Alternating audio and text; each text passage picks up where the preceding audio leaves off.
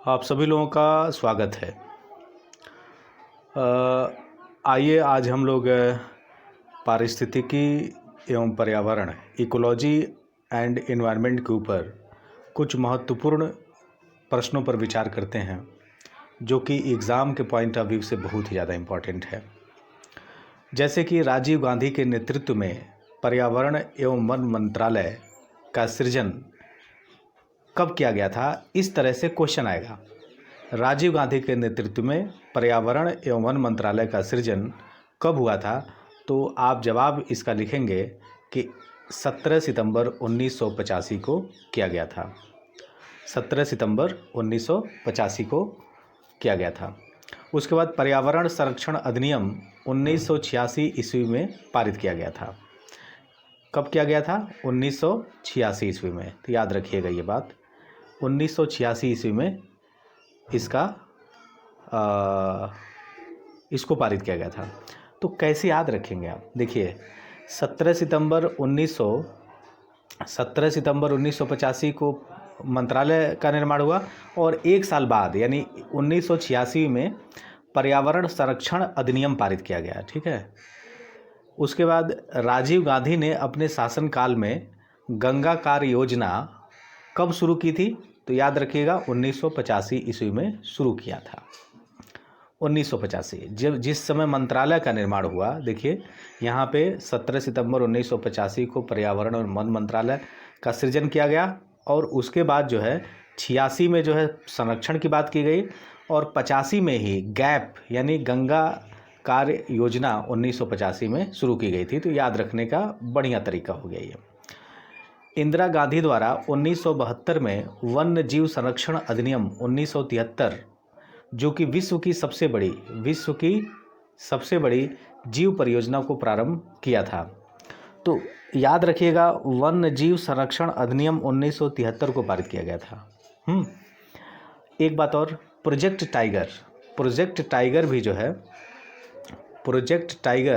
भी 1973 में ही लॉन्च किया गया था। ठीक है, प्रोजेक्ट टाइगर भी 1973 में लॉन्च किया गया था। तो कैसे याद रखेंगे? देखिए आप प्रोजेक्ट में 7 वर्ड हैं। देखिए 1 2 3 4 5 6 7 प्रोजेक्ट में 7 वर्ड हैं यानी 7 लेटर हैं और टाइगर में जो TI है उसको आप अंडरलाइन कर दीजिए।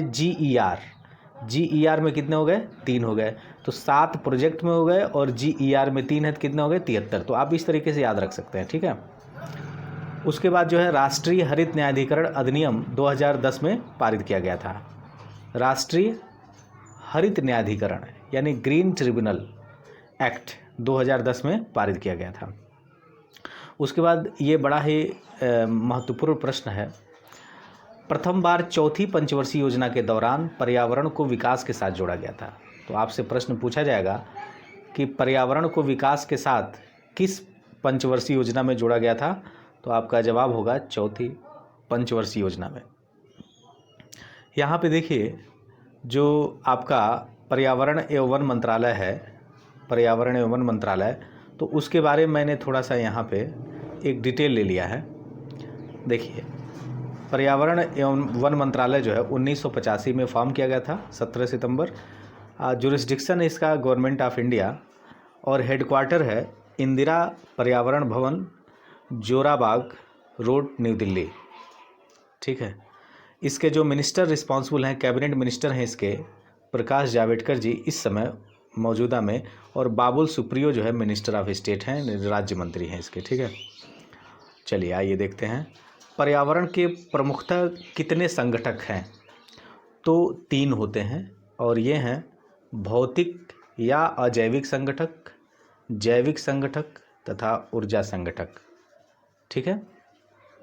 आदिमानव की भौतिक पर्यावरण की कार्यात्मकता में भूमिका किस प्रकार थी? तो पाता और दाता के प्रकार के थे। ठीक है ना, रिसीवर एंड कंट्रीब्यूटर।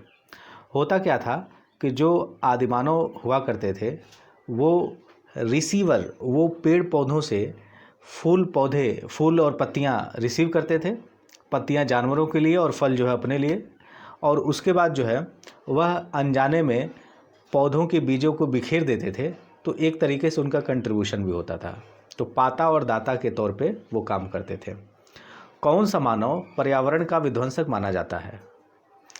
हाँ, तो यही मानव जो मोबाइल यूज कर रहा है, जो प्रौद्योगिकी यूज कर रहा है, वही तो है जो सबसे बड़ा दुश्मन है किसका? पर्यावरण का। याद रखिएगा ये बात।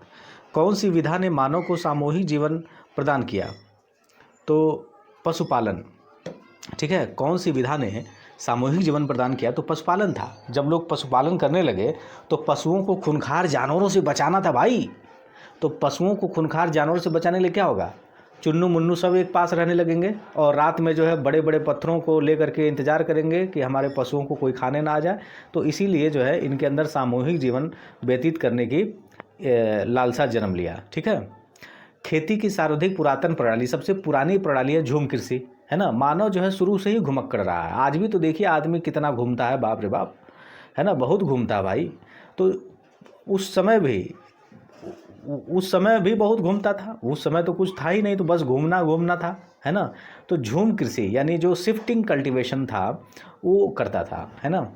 एक जगह इकट्ठा हो गए, वहाँ का जब सब कुछ खा पी के ख़त्म कर दिए, फिर दूसरी जगह उनको जाना पड़ता था, है ना। फिर वहाँ से जाते थे और वहाँ के वनों से फूल पौधे पत्तियाँ लेते थे और उसके बाद जो है अपना जीवन बिताते थे। विश्व तथा भारत में आज भी झूम या स्थानांतरण कृषि प्रचलित है। कहाँ पे? तो याद रखिएगा, दक्षिण एवं दक्षिणी पूर्वी एशिया और पूर्वोत्तर भारत में। वही किनारा, अगर आप विश्व का नक्शा देखिए तो दक्षिण एवं दक्षिणी पूर्व एशिया, नीचे वाला जो हिस्सा है इधर इंडोनेशिया वगैरह ये सब पूरा आ जाएगा इसमें। इंडोनेशिया, मलेशिया ये सब आ जाएगा ये दक्षिणी पूर्व एशिया में। ठीक है, और पूर्वोत्तर भारत अपना जो है, जो 7 स्टेट है वहाँ पे आज भी जो है झूम कृषि की जाती है ना।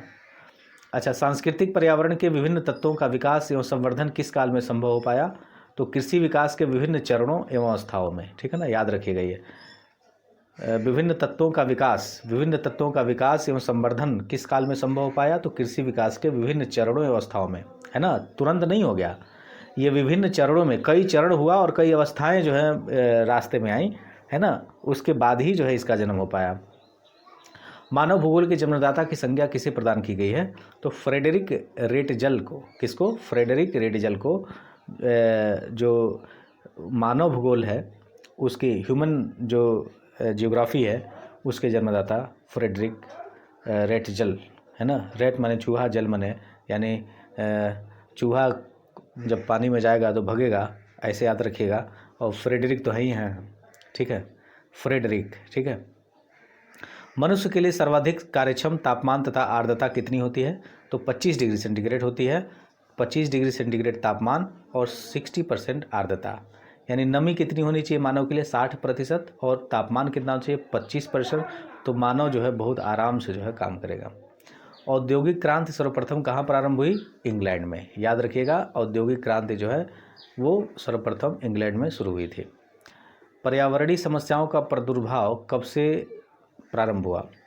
औद्योगिक क्रांति एवं आर्थिक निश्चयवाद से। औद्योगिक क्रांति और आर्थिक निश्चयवाद से पर्यावरणीय समस्याओं का प्रादुर्भाव हुआ। अच्छा, मेघ विजन, cloud seeding to induce precipitation. मेघ विजन में किन यौगिकों का प्रयोग किया जाता है? अगर मान लीजिए कृत्रिम वर्षा करानी है, जैसे मान लीजिए बादल उमड़ घुमड़ रहे हैं आसमान में और आपको कृत्रिम वर्षा करानी है, तो आपको सॉलिड CO2 और आयोडीन की यौगिक लेना पड़ेगा, है ना। प्रथम विश्व पर्यावरण दिवस कब मनाया गया था? बहुत इंपॉर्टेंट है, तो 1973 में, है ना, याद रखिएगा 1973 में प्रथम पर्यावरण दिवस मनाया गया था। भूमिगत जल के दोहन के कारण संसार का कौन सा शहर सर्वाधिक प्रभावित हुआ? तो ये देखिए USA का ब्रुकलिन है। यहाँ पे क्या हुआ कि ये बिल्कुल समुद्र तट के किनारे पे है और वहाँ के लोग जो है पानी पीने के लिए ज़मीन से पाइप के द्वारा पानी निकालने लगे और फिर नीचे जो है कोटर पैदा हो गए। अब उन कोटरों में जब बाढ़ वगैरह आया तो जो है समुद्र का खारा पानी आ गया और इस वजह से जो है यहाँ पे अब पाइप से जब पानी निकाला जाता है तो पूरा खारा खारा पानी आता है। तो ये जो है भूमिगत तरीके से जो है काफ़ी प्रभावित शहर है ब्रुकलिन। ठीक है, क्लोरोफ्लोरोकार्बन के बाद ओजोन स्तर का दूसरा प्रमुख विध्वंसक कौन सा यौगिक है? देखिए, ओजोन स्तर का दूसरा प्रमुख, क्लोरोफ्लोरोकार्बन तो बहुत ज़्यादा बदनाम है, लेकिन दूसरा कौन सा है जो बदनामी नंबर 2 पे है, तो वो है नाइट्रोजन डाइऑक्साइड, है ना। नाइट्रोजन डाइऑक्साइड भी कम नहीं है। ओजोन स्तर के क्षरण का पता सर्वप्रथम किसने लगाया था, तो ये थे जोसेफ फॉरमैन अंकल, जो 1985 में इंग्लैंड में, ठीक है।